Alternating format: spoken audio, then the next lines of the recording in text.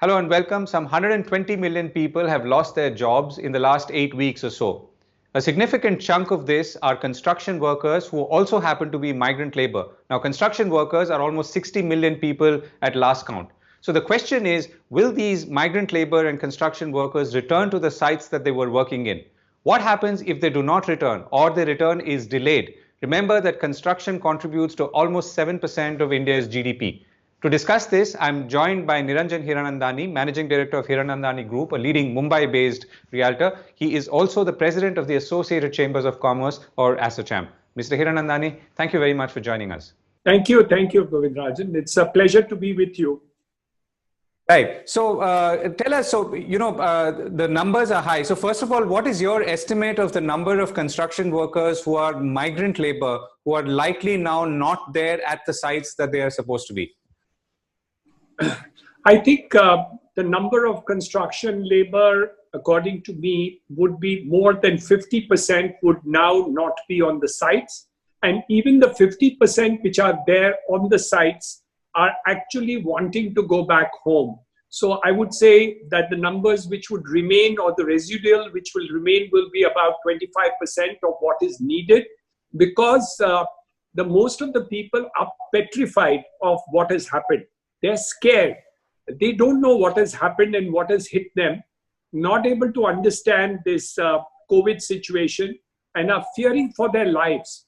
I think somewhere down the line, the migrant labor have been not well treated, both in terms of transport, bringing them back into their home, or giving them the confidence of safety and security.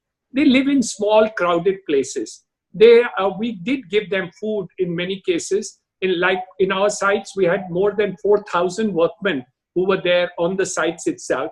And though about 1,500 people have left, we still have 2,500 of these construction laborers still on our site, of which 1,500 are working. So from that, if you can work out a guesstimate of what the situation is, I would consider that about 25% of the people will remain on the thing, which means that if construction work is 15% of the employment potential of construction workers in India is 15%, I would say 2/3 of them are out of work completely. So about 10% of the working population is now out of work. Right, and I'll come back to why that happened and could that have been prevented. But let's understand also the downstream impact of this. So if the sites are, if you're saying the entire industry is now working with 25% capacity, which is likely to go down further as the lockdown lifts, then what does that mean for construction, for real estate? Well, there are two parts to it. The first part is, can we remove the fear psychosis which has been created? And it's petrifying at the ground root level, because they really don't know what happens. People asking them to wear masks, people who approach them wearing masks, sanitizing the places, distancing. This has never happened before. And for these illiterate people, this is a very scary proposition. Number two, most of them have not been paid wages. Now, when they are not paid wages, they don't come to Mumbai and Delhi and these places for eating food. Food is available in the villages. What they do come is for earning income. Today, they don't have the income. They didn't have the food in many cases. So I think they have become fearful. So you're going to have a lot of time will be taken when confidence will be restored and these people can come back. And the third, because there is no answer to the situation or a phase-wise program which is explicit. When is it going to get over? When will they open up? When is this COVID going to go away? If we are scared sitting in the safety of our houses, can you imagine what happens to people on the ground? And the last, which I think is horrible, which is having to walk 1,000 kilometers to go back home with their children and babies in their arms with no food and no money in their pockets. I think that is shameful. I think something which India should be ashamed of what has happened. I think somewhere down the line, that was one thing which I think was badly handled. I think the Prime Minister and the entire government machinery did a fantastic job about the lockdown. And I'm terribly impressed with the force with which and the the speed at which it was done. But I think they took a lot of time to understand the problems and the difficulties of the migrant labor. But I think now it's coming to line, and the railway and the bus transports are starting. I hope they will be taken care of and taken to the safety of their homes as they want to be. Right. So if they had the income security and a sense of safety, then perhaps they would not have left in the first place. Is that right? Absolutely. I think we could not give them the confidence. We may have given them some food, but what was it? Did we explain to them what it is? Did we explain to them how long it's going to take? Did we tell them that you will come back to job on such and such date or in such and such time? And what would happen in the interim period? Or is this going to go on forever? And there were so many people who were not being given food. So it's not about the ones which were there on our sites or some of the other places which the government was taking care of. But it was so many other places where they were not getting everything. So I think a combination of these two, and once the flood starts, so many people from UP, so many people from Bengal, so many people from Bihar start moving. Then it's like a tide, you get carried away. So even those who had the safety and security were given fear. Arey, aap वापस नहीं चल रहे?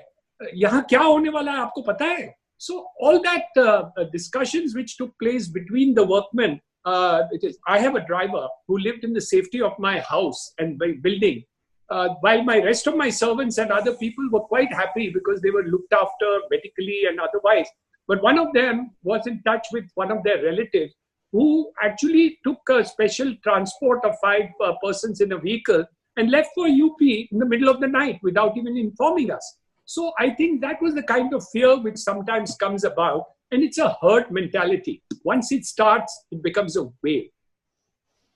Right. So one is the government obviously did not manage or mismanage the communication, but the construction industry and builders are also at fault for not giving the right amount of security and the sense of safety on the site. Yes, I agree with you. Obviously, we didn't do enough. We looked after those people who belong to our industry. I think a majority of people were fed by the people, by the industry. Majority of them sanitized and took care of the rest of it. But yes, you're right.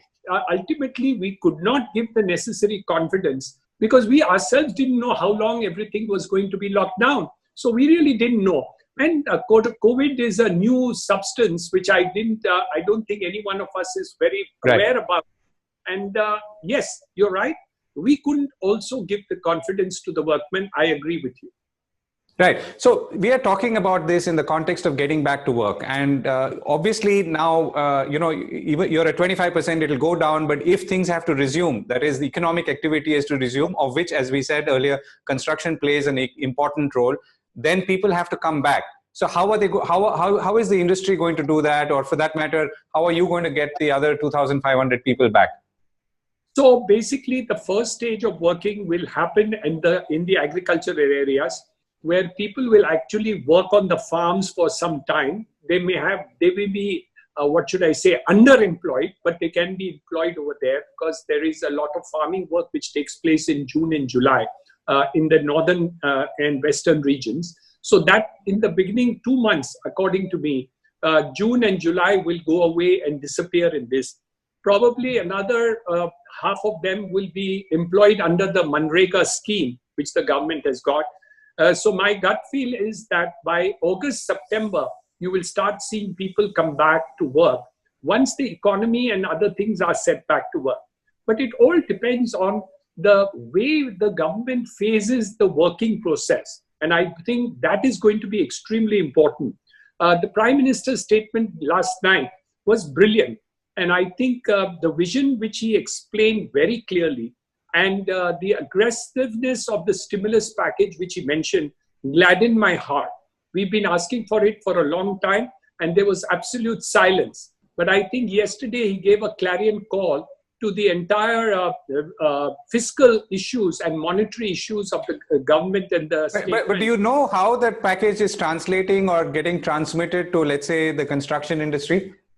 Nobody knows yet, but we expect that the finance minister will give that statement. hopefully the construction industry, which employs a large number of people and also contributes to GDP, will also get covered. I'm sure it will.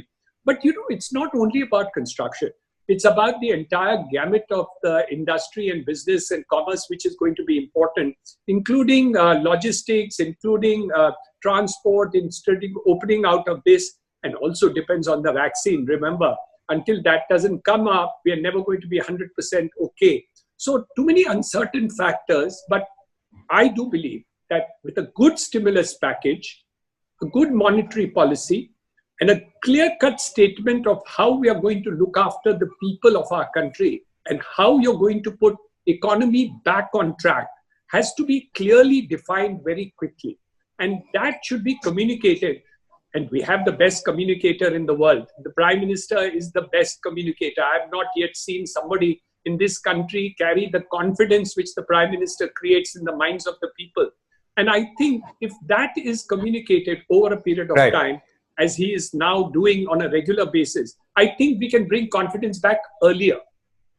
Right. Okay. Now, what is in your assessment, and this is my last question, what in your assessment as things stand is the upstream and downstream impact of construction not resuming, particularly at the pace it was before coronavirus hit us? If construction does not resume, you will get a negative GDP of 5%. If the construction work, road works like Mr. Gadkari has talked about, is resumed very quickly, this 1.9% which World Bank mentioned can go up to 4 or 5% if the entire thing is put by March of next year. So the confidence can only come back if we put the things on the track. And I'm not saying that COVID will disappear. We can do it in spite of the COVID disappearing. If we put our steps in this direction, we can win.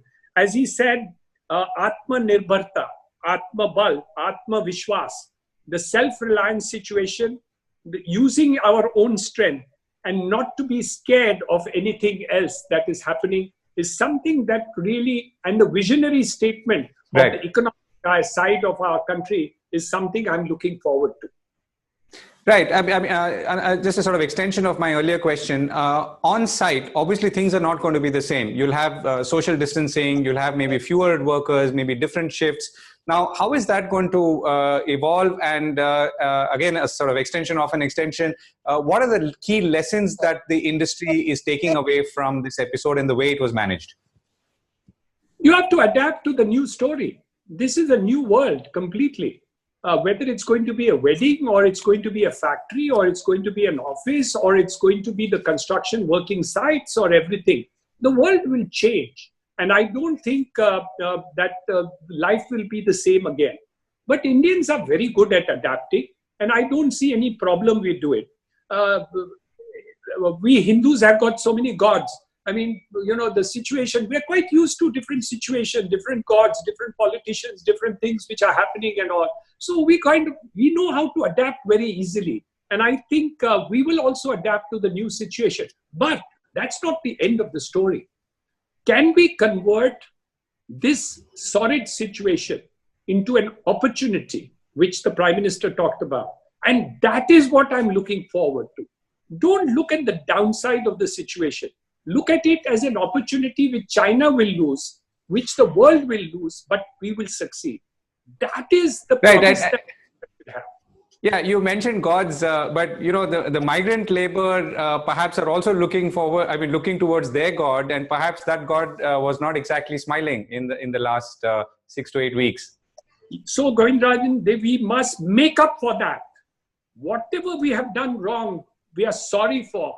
And we should compensate all these people in super amounts in order to take care of them. We will not be forgiven because we have not looked after them. So we should compensate all the poor for whatever wrong that we have done by not looking after them and see that we overcompensate them today. Nothing wrong with that. That's the only way that we will be able to tell the gods that, look, we made a mistake and we will now treat these migrant labor as our gods of tomorrow and take care of each and every one of them. Right, that's a wonderful note to end on. I do wish you and the industry all the best, because this industry plays an important role in essentially in keeping this economy going, and more so in future. Thank you very much for joining us, Mr. Hiranandani. Thank you, Mr. Govindraj. Pleasure to be with you.